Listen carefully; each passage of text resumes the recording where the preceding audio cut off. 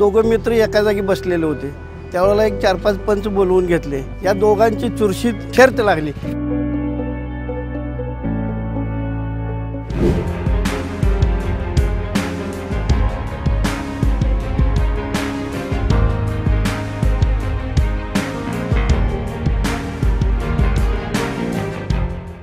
Gauss मुबारक मुलानी शिरडोनचा रहिवासी आहे मी आणि गाडीची आमची पैसे लागल्या।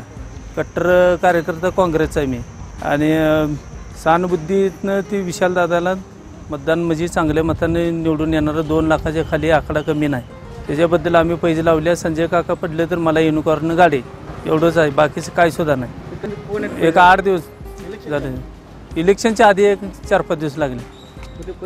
रमेश संभाजी जाधव हां मित्र आहेत बोरगाव। विशाल पाटीलच, बाकीच काय नाही, अडचण नाही। 2 लाखाच्या खाली आकडा येत नाही। 2 लाख विशाल पाटील संजय काका आले तर काय करणार? संजय काका येतच नाही, येणारच नाही 100%। संजय काकाचं 5 वर्षाच्या मागेच वार संपले। आले की बुलेट देणार की, बुलेट माझी जातच नाही, तिचीच युनिकॉर्न मिळणार आहे मला।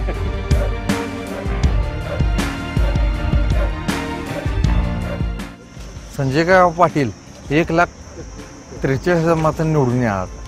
आमचे नेते आहेत ते खासदार संजय काका पाटील कमीत कमी 1,43,000 मतांनी निवडून येणार, त्यात काय शंका नाही। विशाल पाटील 1,43,000 मतांनी पडणार, त्यात काय विषय नाही। आणि आपण बुलेट गाडी घेणार, त्यात 101% कमी नाही। का लावली पैसे? पैसे लावले म्हणजे आपला नेता निवडून येणार 100%।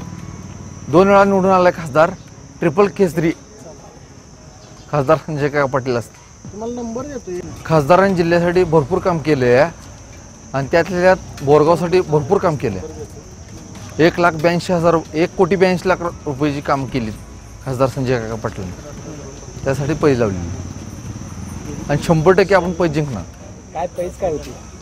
एक बुलेट विशाल पाटील निवडून आले तर आपली युनिकॉर्न त्यांना द्यायची आणि संजय काका निवडून आले तर बुलेट गाडी आपल्याला मिळणार आणि 100% आपल्याला बुलेट गाडी मिळणार, काय विषय नाही।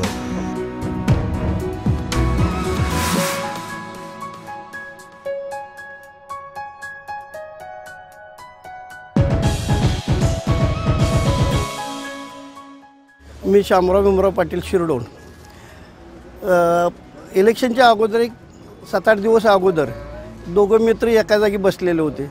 त्यावेळेला एक 4-5 पंच बोलवून घेतले आणि त्यांचं असं ठरलं की बाबा गौस मुबारक मुलानी यांनी सांगितलं बाबा वारं फिरलं नक्की विशाल पाटील येणार आणि यानं रमेश म्हणला बाबा भाजप येणार।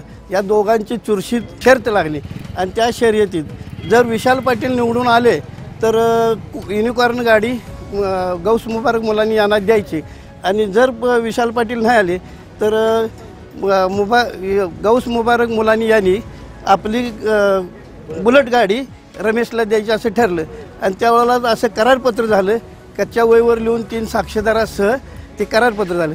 यांचा ठाम भूमिका आहे की बाबा विशाल पाटील येणार आणि आपल्या शिरडोनच्या गावाच्या वातावरणानं बघितलं तर त्याचं पण बरोबर आहे का शिरडोनला जवळजवळ 70% मतं विशाल पाटलाला पडलेलं आहे आणि तो बोरगावच असल्यामुळं तिथंसुद्धा त्याच्या वातावरणानं ती बरोबर असणार। कारण काय तर तिथंसुद्धा त्यांना भाजपला मतं जादा पडतील असं त्यांची हमी आहे आणि त्यामुळं दोघा मित्रांनी जी शर्त लावली ती चांगल्या पद्धतीने लावलेलं आहे आणि ती करून आमच्या सर्वांचं असं मत आहे बाबा विशाल पाटील येतील। आता पुढलं गणित बघा कसं आहे।